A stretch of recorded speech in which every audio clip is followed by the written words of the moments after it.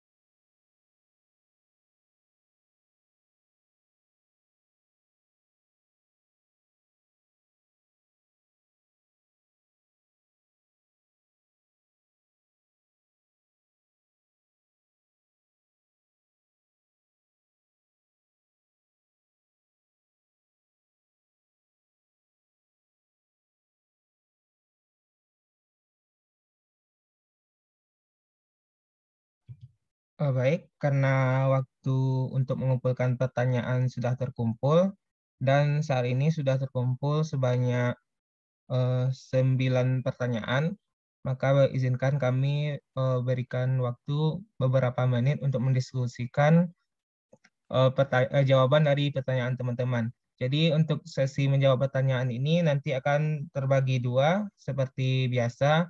Yang pertama untuk menjawab eh, empat empat pertanyaan, kemudian selanjutnya sesi kedua dilanjutkan dengan pertanyaan selanjutnya. Dan untuk menjawab pertanyaan ini akan kami utamakan terlebih dahulu dua pertanyaan per kelompok.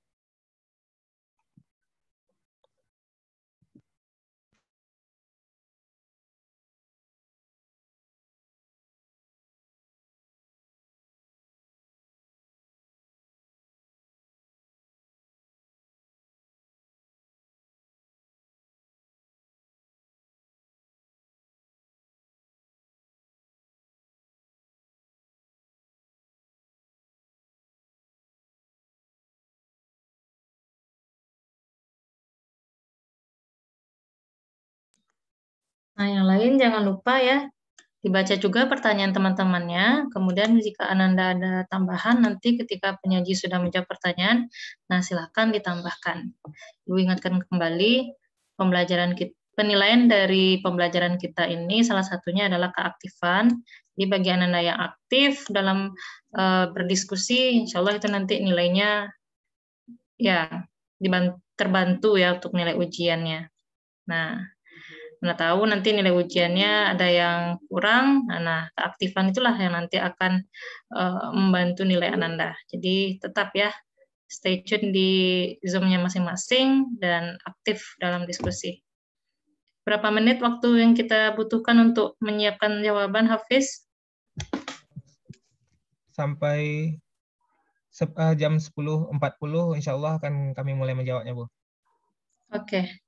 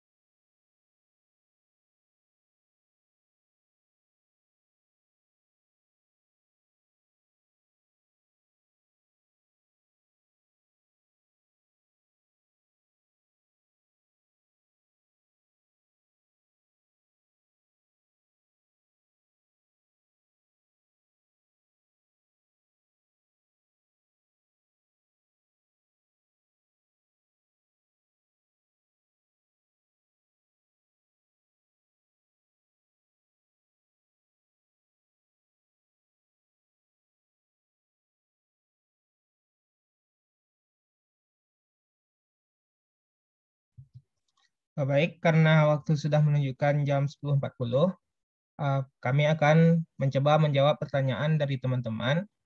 Untuk pertanyaan pertama akan dijawab oleh Saudari Puput. Kepada Saudari Puput dipersilakan.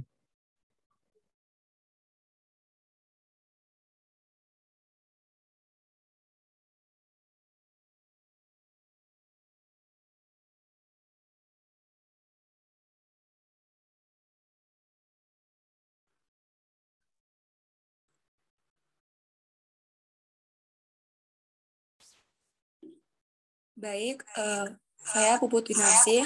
Sebelumnya terima kasih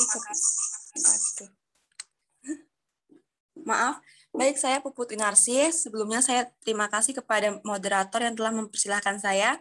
Di sini saya mewakili kelompok 3 akan menjawab pertanyaan dari kelompok 5 yang disampaikan oleh Revisi Ardila. Pertanyaannya yaitu, apakah hubungan antara standar kompetensi dan kompetensi dasar?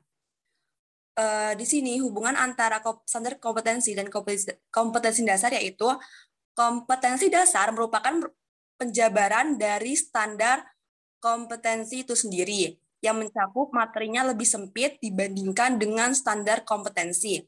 Standar kompetensi sendiri adalah ukuran kemampuan minimal yang mencakup pengetahuan, keterampilan, dan sikap yang harus dicapai, diketahui, dan mahir dilakukan oleh peserta didik pada setiap tingkatan dari suatu materi yang diajarkan. Sedangkan kompetensi dasar diturunkan menjadi indikator. Dari indikator digunakan untuk menyusun tujuan pembelajaran, evaluasi pembelajaran yang didasarkan pada tujuan pembelajaran yang ingin dicapai. Dari evaluasi inilah dapat diketahui hasil belajar peserta didik. Baik, hanya ini jawaban yang dapat saya sampaikan. Saya kembalikan kepada moderator. Baik, terima kasih kepada Saudari Puput yang telah menjawab pertanyaan dari Saudari Revisi Attila.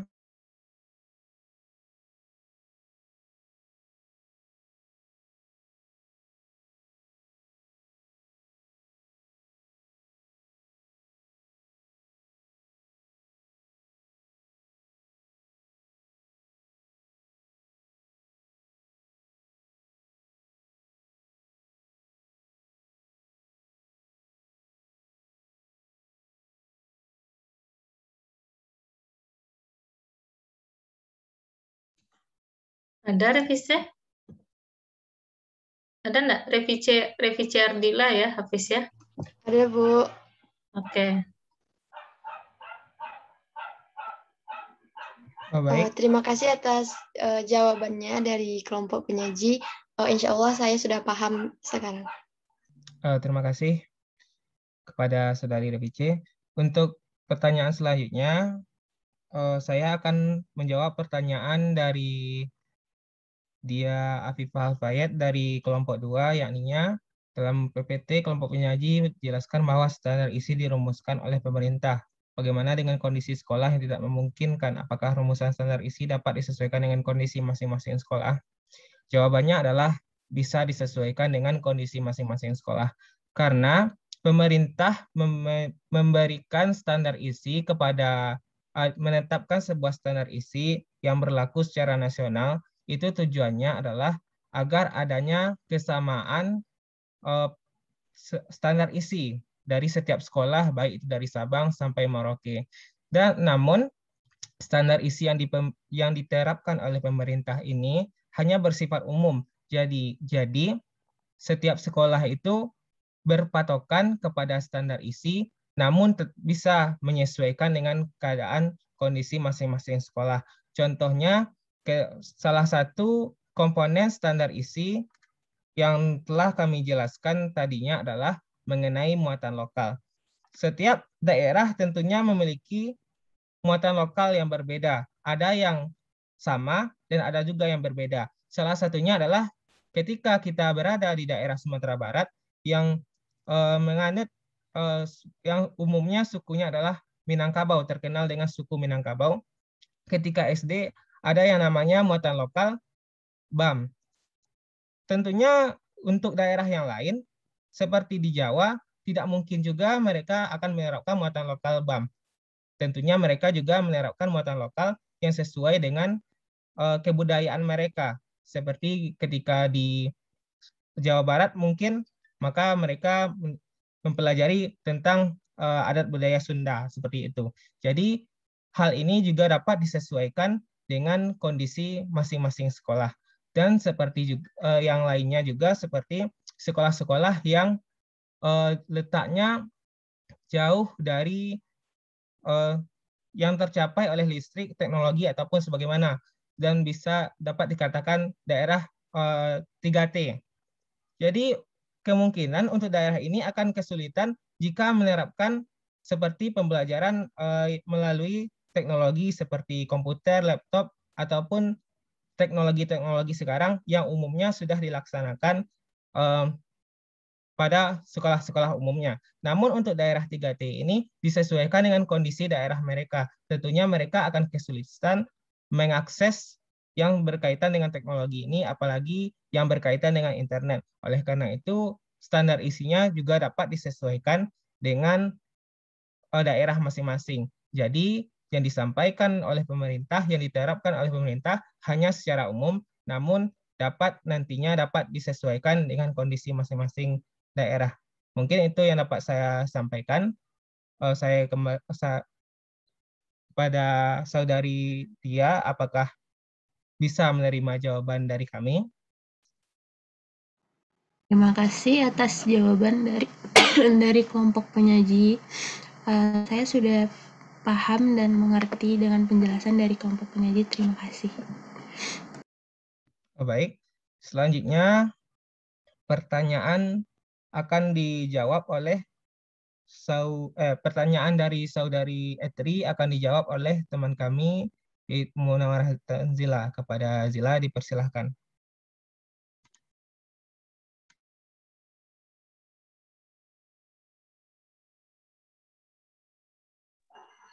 Baik, terima kasih moderator. Saya akan mencoba menjawab pertanyaan dari saudari Etri mengenai bagaimana pentingnya standar isi pada tingkat sekolah, serta bagaimana jika standar isi ini tidak terpenuhi dengan baik. Begitu ya, saudari Etri. Yang pertama, standar isi ini adalah kriteria yang mencakup ruang lingkup, materi, dan tingkat kompetensi yang digunakan untuk mencapai standar kompetensi ini supaya tercapainya kompetensi lulusan yang telah ditetapkan pada jenjang pendidikan tertentu. Artinya, setiap materi yang akan diterima oleh peserta didik beserta tingkat kompetensinya sudah dirumuskan ke dalam standar isi setiap mata pelajaran. Adapun tujuan dari standar isi ini untuk meningkatkan kualitas pendidikan melalui pengembangan potensi peserta didik yang sejalan dengan perkembangan ilmu pengetahuan, kemajuan teknologi, seni, dan budaya, sehingga diharapkan bisa mencapai tujuan pendidikan nasional. Nah, bagaimana pentingnya standar isi ini dalam sekolah itu? Karena dari fungsinya, standar isi ini berfungsi sebagai acuan guru saat memberikan materi dalam kegiatan pembelajaran. Dengan demikian, materi yang diberikan pada peserta didik selalu berorientasi pada standar kompetensi lulusan. Dan manfaat dari standar isi sendiri sebagai salah satu bagian dari standar pendidikan nasional. Manfaat standar isi ini mempermudahkan pengembangan kurikulum untuk merumuskan kurikulum yang sesuai di tiap jenjang pendidikan. Nah, jika bagaimana standar isi ini tidak bisa terpenuhi, jika tidak terpenuhi dalam pembelajaran di sekolah itu, tentunya akan mempengaruhi isi untuk pendidikan dasar dan tingkatan-tingkatannya, seperti tingkat kompetensinya nanti, kompetensi intinya sesuai dengan tingkatan pendidikannya, lalu kerangka dasar kurikulumnya juga teratur dalam standar isi ini. Baik, mungkin itu saja. Mohon maaf jika ada kesalahan. Saya kembalikan bagaimana saudari Etri dengan jawaban tadi.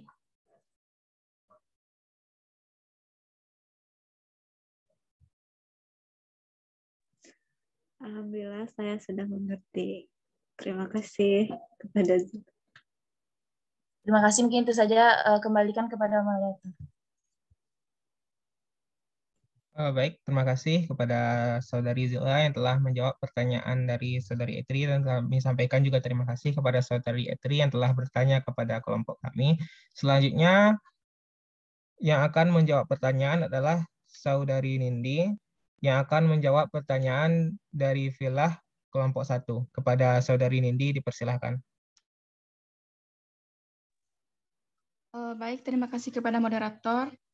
Saya akan mencoba menjawab pertanyaan dari teman kita Muhammad Dwiki Filah dari kelompok 1, yaitu apa yang harus dialami peserta didik untuk mencapai kompetensi lulusan. Dalam pengembangan kurikulum, potensi peserta didik dikelompokkan menjadi 4, yaitu potensi hati yang berkaitan dengan kecerdasan spiritual, yang kedua potensi akal yang berkaitan dengan kecerdasan logis, matematis, kecerdasan linguistik, kecerdasan spasial, kecerdasan lingkungan. Yang ketiga yaitu potensi rasa yang berkaitan dengan kecerdasan intrapersonal dan ekstrapersonal. Yang keempat yaitu potensi raga yang berkaitan dengan kecerdasan bodily kinestik. Lalu bagaimana kita tahu bahwa peserta didik telah menguasai materi dan mencapai standar kompetensi? Esensi dari penilaian adalah mencari tahu apa yang peserta didik telah dan mampu atau yang belum mampu. Cara mencari tahunya adalah dengan proses pengukuran, penjajakan, dan penilaian. Cara itu dilakukan dengan berbagai teknik, yaitu teknik tes dan non-tes. Pelaksanaan cara dan teknik hendaknya berkesinambungan sehingga tercapai penilaian yang otentik. Jadi, untuk mencapai standar kelulusan, peserta didik harus melewati proses pengukuran, penjajakan, dan penilaian dengan berbagai teknik, yaitu teknik non-tes dan tes. Dengan itu, para pendidik dapat melihat apakah standar kelulusan sudah tercapai atau belum. Jadi peserta didik harus melewati berbagai teknik penilaian agar pendidik dapat mengetahui apakah peserta didik sudah melewati proses penilaian dengan benar. Dengan itu kita dapat melihat apakah standar kelulusan sudah tercapai oleh peserta didik atau belum. Baiklah, saya kembalikan kepada moderator.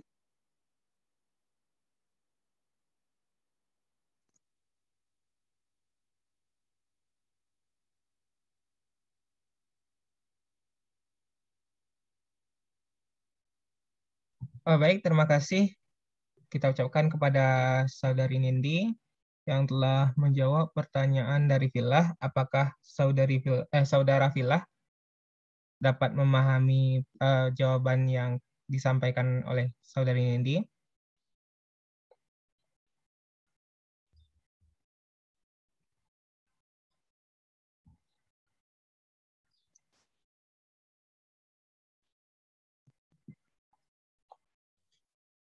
Masih ada nggak orangnya nih yang bertanya nih? Ada kemungkinan masalah jaringan. Halo, Filah?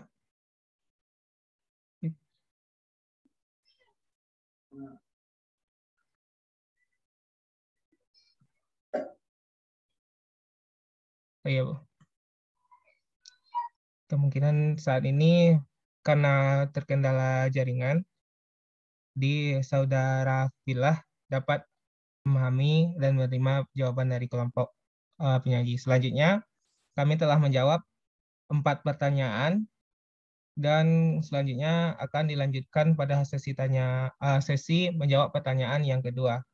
Berikan kami waktu beberapa menit untuk mencari dan mendiskusikan jawaban ini.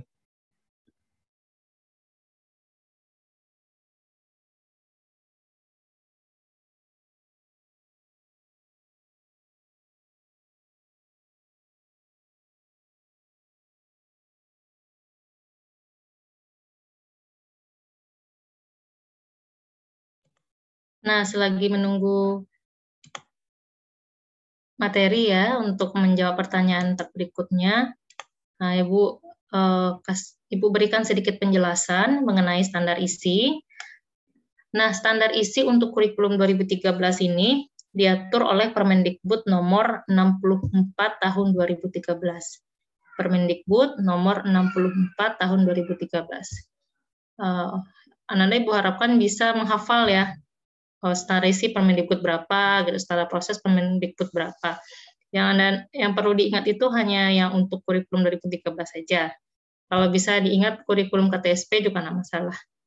Tapi yang karena kita pakai sekarang kurikulum 13 ya, jadi diusahakan kita hafal ya nomor-nomor dari Permendikbud yang mengatur tentang standar, mulai dari standar kompetensi lulusan, standar isi, standar proses, pokoknya semua atau 8 jenis standar yang ada pada kurikulum 2013. Nah, untuk standar isi itu sendiri, tujuannya itu untuk maksudnya kriterianya ya, kriteria dari standar isi ini mengenai ruang lingkup dari materi dan tingkat kompetensi untuk mencapai kompetensi lulusan. Nah, di minggu sebelumnya kita sudah membahas tentang standar kompetensi lulusan, diturunkan menjadi standar isi. Nah, itu jadi, standar isi ini menjawab atau menjelaskan lebih gamblang lagi kalau kalian lihat Permendikbud nomor 64 tahun 2013 itu jabarannya lengkap ya, mulai dari SD, SMP, SMA, dan sederajat, dan semua mata pelajaran itu dijelaskan di Permendikbud tersebut. Jadi di sana sudah ada ruang lingkup materinya, kayak fisika, materi yang dipelajari untuk kelas 10 apa, kelas 11 apa, kelas 12 apa, itu udah ada. Nah, ruang lingkup materi yang ada pada standar isi ini berdasarkan kriteria muatan wajib. Nah, jadi materi wajib apa yang harus dipelajari oleh siswa kita sehingga bisa mencapai SKL. Nah, untuk tambahan sebagai yang sifatnya pengayaan, itu nanti disesuaikan dengan keadaan sekolah, apakah fasilitasnya mencukupi, kompetensi gurunya mencukupi, atau siswanya butuh atau tidak materi tambahan seperti itu. Nah, karena kan ada pengayaan ya, ada remedial. Nah, program pengayaan ini disesuaikan dengan kebutuhan siswa dan faktor-faktor pendukungnya seperti guru dan fasilitas sekolah itu juga dipertimbangkan. Lalu, sekali lagi Bu tekankan, jadi kurikulum 2013 ini sasarannya adalah SKL, ya. Kemudian tujuan yang ada pada SKL itu akan dituangkan dalam standar isi. Nah, kemudian nanti di dari standar isi ini diturunkan ada KI, KD, gitu ya, dan program pendidikan seperti apa yang dapat diselenggarakan oleh sekolah.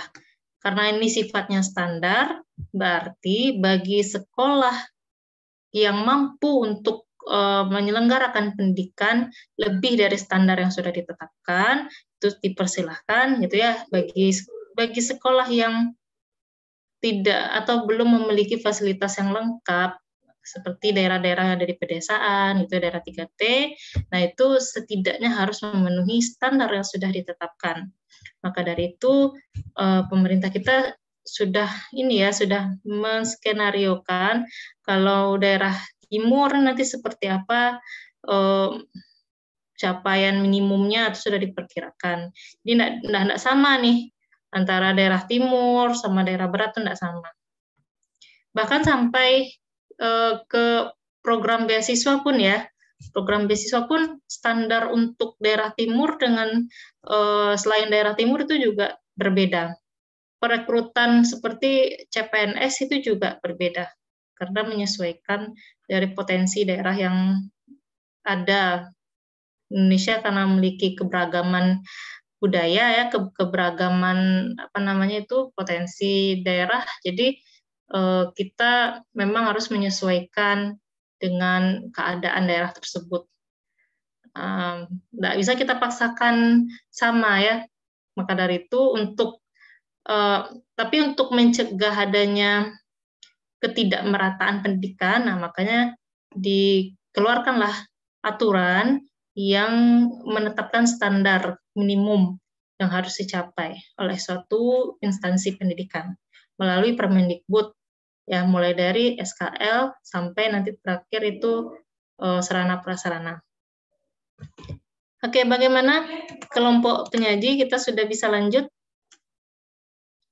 ke Sudah, Bu. pertanyaan berikutnya. Oke, silakan, Hafiz.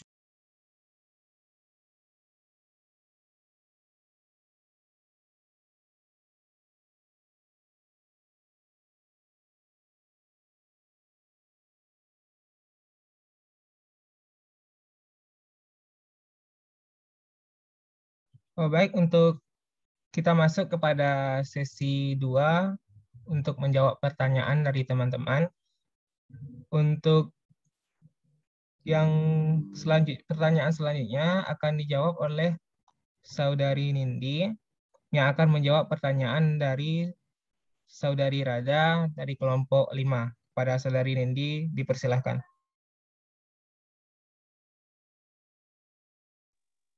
Baiklah, terima kasih kepada moderator. Saya akan mencoba menjawab pertanyaan dari Saudari Rada dari kelompok 5.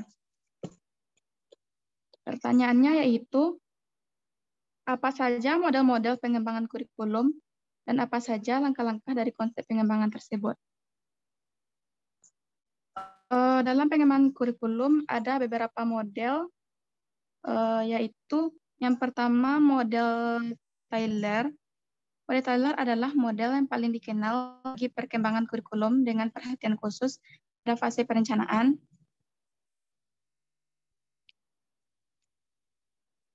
Dalam bukunya Basic Principles of Curriculum and Instruction, The Tyler Rationale, suatu proses pemilihan tujuan pendidikan, dikenal luas dan dipraktekkan dalam lingkungan kurikulum. Walaupun Tyler mengajukan suatu model yang komprehensif bagi perkembangan kurikulum, bagian pertama dari model Tyler, pemilihan tujuan, mendapat banyak perhatian dari pendidik lain. Langkah-langkah dalam pemodelan ini yaitu yang pertama, melihat kebutuhan peserta didik, melihat kebutuhan masyarakat dan perkembangan e-text. Selanjutnya yaitu menentukan landasan filsafat dan landasan psikologis. Lalu merumuskan tujuan pembelajaran yang akan dilakukan. Selanjutnya menyeleksi pengalaman belajar yang cocok untuk diterapkan dalam pembelajaran. Selanjutnya yaitu pengorganisasian pengalaman belajar dan menata pengalaman belajar. Dan langkah akhir dari model ini yaitu evaluasi pengalaman belajar. Model yang kedua yaitu model TABA atau converter model. Dalam model ini, TABA menggunakan pendekatan akar rumput atau grassroots approach bagi perkembangan kurikulum. TABA percaya kurikulum harus dirancang oleh guru dan bukan diberikan oleh pihak berwenang. Menurut TABA, guru harus memulai proses dengan menciptakan suatu unit belajar mengajar khusus bagi murid-murid mereka di sekolah dan bukan terlibat dalam rancangan suatu kurikulum umum. Karena itu, TABA menganut pendekatan induktif yang dimulai dengan hal khusus dan dibangun menjadi suatu rancangan umum. Langkah-langkah dalam pemodelan TABA yaitu yang pertama, diagnosis kebutuhan, yang kedua yaitu merumuskan tujuan pembelajaran, yang ketiga yaitu seleksi materi, selanjutnya organisasi materi, yang langkah kelima yaitu seleksi pengalaman belajar, langkah keenam organisasi pengalaman belajar, dan langkah ketujuh yaitu menentukan cara dan alat untuk mengetahui hasil kegiatan. Dan model selanjutnya yaitu model Wheeler. Pendekatan yang digunakan Wheeler dalam pengembangan kurikulum pada dasarnya memiliki bentuk rasional. Setiap langkah kurikulum pada dasarnya memiliki bentuk rasional. Setiap langkah atau fasenya merupakan pengembangan secara logis terhadap model sebelumnya, di mana secara umum langkah tidak dapat dilakukan sebelum langkah-langkah sebelumnya telah diselesaikan.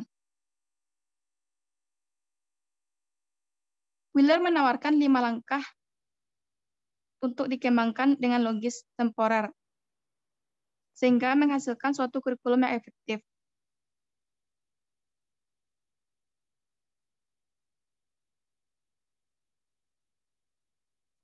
Langkah-langkah dari model ini yaitu selection of aims, goals, and objective, yaitu seleksi maksud, tujuan, dan sasarannya. Selection of learning experience to help achieve these aims, goals, and objective, yaitu seleksi pengalaman belajar untuk membantu mencapai maksud, tujuan, dan sasaran. Langkah-langkah selanjutnya yaitu selection of content through which certain types of experience may be offered, Izin yaitu Saudari seleksi Nindi, isi. karena waktu Ya. kita tinggal 1 menit lagi, kurang dari 1 menit, kita lanjutkan nanti pada Zoom selanjutnya. Baik, moderator.